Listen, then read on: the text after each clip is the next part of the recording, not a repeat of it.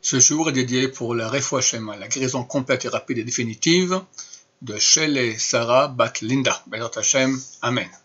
Nous sommes dans le 8e cours de notre série Confinement et Pessah. Les médicaments. Quels sont les médicaments autorisés? Quels sont ceux qui ne sont pas autorisés? Comment y paraît? Dans quel cas de maladie on peut prendre ci ou ça? On va partager les types de médicaments en deux catégories. La catégorie des médicaments qui sont comestibles. Ça veut dire, ça a un bon goût. Ça peut être une pastille effervescente, on boit, c'est un bon goût. Une pilule qu'on prend, une pastille qu'on prend pour la gorge, elle a un bon goût. Une pastille qui a un mauvais goût, mais elle est enrobée d'une couche de sucre ou autre chose qui font que quand on la met dans la langue, ça a un bon goût. Un sirop qui n'a pas un trop mauvais goût, d'accord? Toutes ces choses-là sont considérées comme, on va appeler cela, des médicaments comestibles. Et la deuxième catégorie, c'est en fait la majorité des médicaments qui sont non comestibles, c'est-à-dire qu'ils n'ont pas de goût, ils ne sont pas bons, d'accord? Un Doliprane, enfin la majorité des pilules qui n'ont pas une couche sucrée autour sont dans la deuxième catégorie des des médicaments qui sont non comestibles. On va partager aussi les malades en trois catégories. Après, on dira les lois de chacun. Première catégorie, il n'est pas malade, mais il a une douleur, il a un mal de tête, il a une rage de dents, il a mal aux oreilles, il a mal aux pieds, toutes sortes de choses de ce type-là, où il n'est pas malade, mais il souffre. Alors ça dépend combien il souffre. Si quand il marche normalement, alors ce type-là n'a pas le droit de prendre quoi que ce soit comme médicament de ces deux catégories. Il faut absolument qu'il prenne un médicament qui contient aucun Hametz. Il y a des listes aujourd'hui, il faut vérifier. Il n'y a pas de Hametz, il peut le prendre. Il y a du Hametz dans ces médicaments, que ce soit de la catégorie comestible ou non comestible, il n'a rien le droit de prendre. Il faut qu'il attende avec patience que Pessah passe, ou il se met à prier et Dieu aura pitié de lui et la douleur passera. S'il a mal au point où il ne marche plus normalement, on le voit marcher lentement, il est courbé, d'accord, ou pire, il est alité. Et dans cette deuxième catégorie de malades, on va inclure tous les types de malades qui sont alités, mais qui ne sont pas en danger de mort. Il n'est pas en danger de mort, mais il est alité, vraiment malade. Ces malades-là peuvent sans problème prendre des médicaments de la deuxième catégorie, des médicaments qui sont non comestibles. Les comestibles, il ne peut pas les prendre, à moins qu'ils les rendent non comestibles. Comment on fait? Il prend la pilule ou la pastille effervescente, d'accord, il la concasse et il y met un peu d'eau, il dilue ça dans de l'eau et après il met dans l'eau un produit très amer, soit du bicarbonate de soude, soit il prend un verre d'eau bouillante, il y met pas un sachet de thé, 5 sachets de thé, comme ça le thé est extrêmement amer, il met ça sur le médicament, si on goûte, ça n'a pas un bon goût, donc ce médicament qui était dans la catégorie comestible passe dans la catégorie non comestibles. Idem les sirops, enfin tout ce que j'ai cité comme médicaments qui sont comestibles, qui ont un bon goût, s'il y met une chose amère qui le rend pas bon, d'accord, non comestible, alors il rentre dans la deuxième catégorie qui sont les médicaments non comestibles, et pour une personne qui est alitée, ou qui souffre et qui marche déjà courbé, on voit qu'il est plus que c'est pas une petite douleur, c'est vraiment quelque chose qui le rend malade, il a un statut de malade qui n'est pas en danger de mort, alors il peut prendre tous les médicaments qui sont non comestibles. Ou rendre des comestibles non comestibles, comme je viens d'expliquer. La troisième catégorie, des gens qui sont en danger de mort, pour eux tout est permis, même un Hametz à l'état pur qui a un bon goût.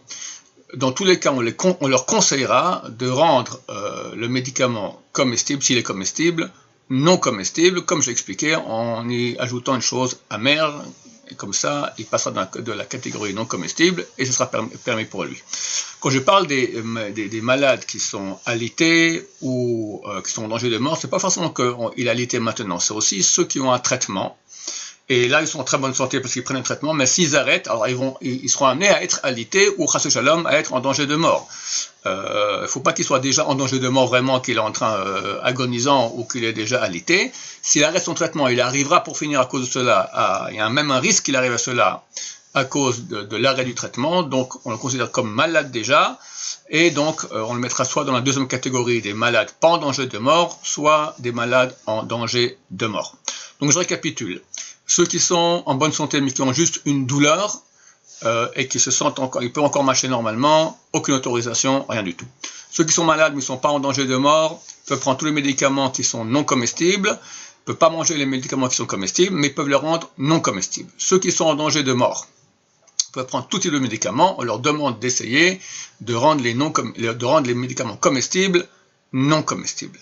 Tout cela concerne la consommation de ces médicaments. Il y a aussi un deuxième interdit à Pessah, qui est celui d'avoir en sa possession du Hametz. Tous les médicaments qui sont non comestibles, on peut les garder, pas besoin de les vendre au goy, il n'y a aucun problème, ils restent chez nous dans le tiroir, il n'y a aucun problème. Tous ceux qui sont comestibles, on n'a pas le droit de les garder, il faut les mettre dans le cadre de la vente, les vendre à un goy. Maintenant, si quelqu'un sait à l'avance qu'il aura besoin pendant Pessah d'avoir un médicament comestible, soit il le rend non comestible dès maintenant, avant Pessah, et dans ce cas-là, il passe dans la catégorie non comestible, il peut les garder sans les vendre aux non-juifs, soit il va les vendre à un non-juif. Comment il fait? S'il les met dans le cadre de la vente, il peut pas en profiter.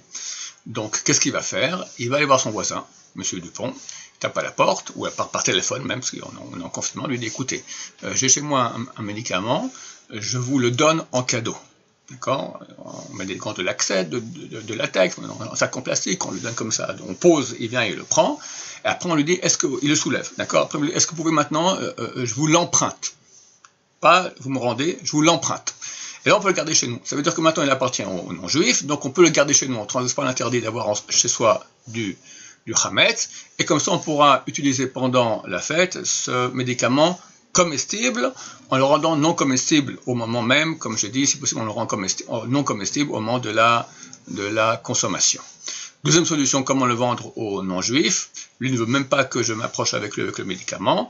Alors, j'appelle au téléphone, je lui explique un peu comment je vais faire ça, et je viens en face de chez lui, je pose une pièce de 1 euro sur le paillasson, je pars, il ouvre la porte, et je lui dis, voilà, ce euro, il est cadeau pour vous. Il le prend. Maintenant, je lui dis, est-ce que vous acceptez d'acheter mon médicament pour 1 euro symbolique? Il dit oui. Il me repose l'euro, et dès qu'il m'a posé, que moi j'ai pris l'euro maintenant, le médicament qui est chez moi lui appartient. C'est-à-dire, quand il a reposé maintenant l'euro, il m'a acheté le médicament que j'ai vendu pour la somme de 1 euro. Donc, je prends l'euro, et comme ça, le médicament qui est chez moi, il lui appartient. Et dès ce moment, je peux garder chez moi ce médicament, en pensant qu'il n'est pas le même. Quand je le prends maintenant, je pense qu'il n'est pas le mien. Il reste le médicament du non-juif, et comme ça, je n'ai pas de problème d'avoir chez moi du Hametz qui m'appartient. B'ezrat Hashem, que tout le monde ait une réfoua shlema, une bonne santé, que tout le monde soit guéri de toutes les maladies, toutes les épidémies, B'ezrat Hashem, et qu'on reçoive Mashiach en bonne santé rapidement. Amen.